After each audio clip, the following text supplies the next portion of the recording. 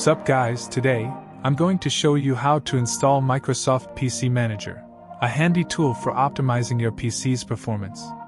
This tool offers features like disk cleanup, memory management, and system health checks. Let's get started with the installation process. Open your Microsoft Store.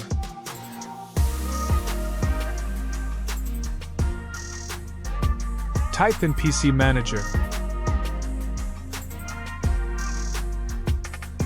Click on Get button to download and install.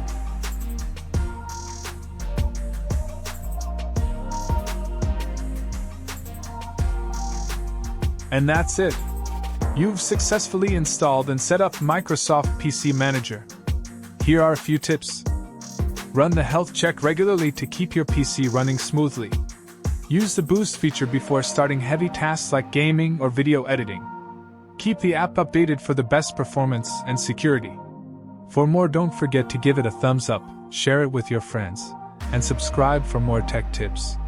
Hit that notification bell so you never miss an update. Thanks for watching, and I'll see you in the next video.